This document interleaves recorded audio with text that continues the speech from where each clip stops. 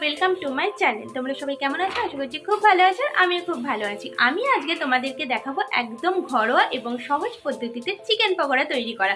So চলো এখন just প্রসিডিউরটা start করবো। তোমরা অবশ্যই সাথে থাকবে। আর যদি আমার কোনো ভুলভ্রান্তি হয় বা তোমরা যদি নতুন কোনো কিছু বলতে চাও যে এগুলো অ্যাড করলে ভালো লাগে, তাহলে অবশ্যই কিন্তু কমেন্ট করে জানাবে। সো চলো। ফার্স্টে আমি চিকেনের পিসগুলো খুব ভালো করে ধুয়ে নিয়েছিলাম। এখন আমি অন্য একটা বোলের মধ্যে নিয়ে নেব, তারপর তোমাদেরকে দেখাচ্ছি যে কি কি এর মধ্যে অ্যাড করব।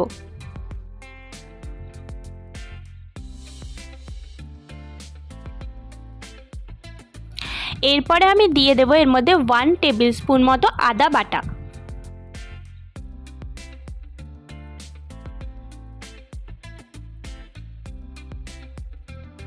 তারপরে দেব 1 টেবিল স্পুন রসুন বাটা।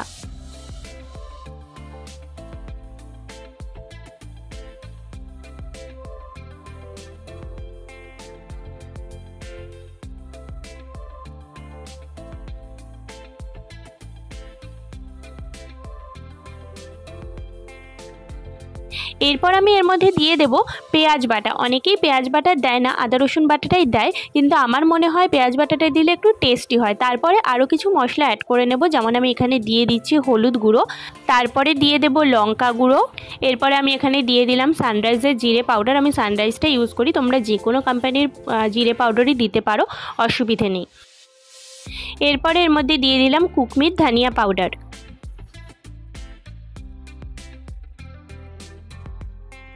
আর সুন্দর কালার হওয়ার জন্য রয়েছে কাশ্মীরি রেড চিলি পাউডার। এটা দিলে কালারটা খুব সুন্দর আসে, তোমরা অনেকেই জানো। তো চলো এটা এখন দিয়ে দিই।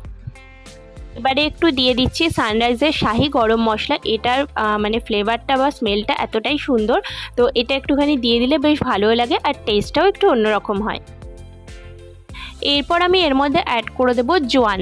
কেউ যদি না চাও যে জোয়ান দেবো না, তাহলে কিন্তু এটা তোমরা অবশ্যই স্কিপ করতে পারো, বাট আমার এটা বেশ ভালো লাগে, সেই জন্য আমি দিয়ে দিয়েছি।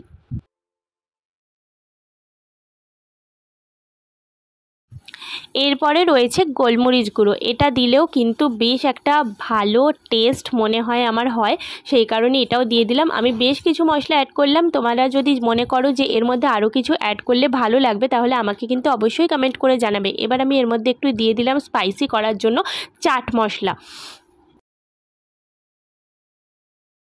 দিয়ে দেবো কসুরি মেথি। আমার এটার গন্ধটাও ভালো লাগে, সেই জন্য আমি এটা এর মধ্যে দিয়ে দিচ্ছি। তোমরা যদি কেউ মনে করো যে এটা তোমাদের ভালো লাগে না, কারণ অনেকেই কসুরি মেথি পছন্দ করো না, তো যদি কারোর মনে হয় যে ভালো লাগছে না, তাহলে কিন্তু তোমরা এটা অবশ্যই স্কিপ করতে পারো। এবার সমস্ত ইনগ্রেডিয়েন্টসগুলো এই চিকেনের সঙ্গে ভালোভাবে মিক্স করে নেব, যাতে মাংসের মধ্যে ভালোভাবে সমস্ত মশলাগুলো ঢুকে যায় আর টেস্টটাও খুব ভালো হয়। তারপরে ম্যারিনেট করে এইভাবে রেখে দেব অন্তত আধ ঘন্টা।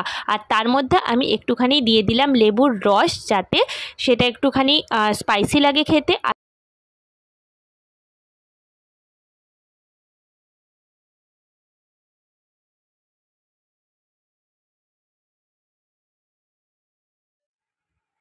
বেশ খানিকক্ষণ ম্যারিনেট করে রাখার পর এবার আমি এর মধ্যে দিয়ে দিচ্ছি বেসন।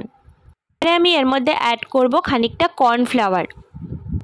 বেসন আর কর্নফ্লাওয়ারের সঙ্গে আমি একটুখানি নুনও অ্যাড করে দিয়েছিলাম, সেটা তোমাদের সঙ্গে শেয়ার করা হয়নি। নুনটা অবশ্যই কিন্তু পরে দিতে হবে, কারণ নুনটা যদি আগে দেওয়া হয় তাহলে একটু জল জল মতো হয়ে যায়, তো সেটা একদমই ভালো লাগে না। কিছুটা লঙ্কা কুচি অ্যাড করে দিলাম, কারণ ঝাল ঝাল না হলে ভালো লাগে না এই সমস্ত পকোড়া, তো সেই জন্য একটুখানি লঙ্কা কুচি দিয়ে দিলাম। আর তোমরা কিন্তু অবশ্যই তোমাদের টেস্ট অনুযায়ী ঝাল আর নুনটা অ্যাড করবে।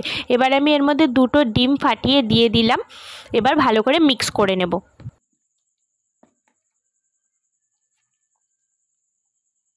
তারপর আমি 10 মিনিটস মতো আবার মানে হোল্ডে রেখেছিলাম জিনিসটা।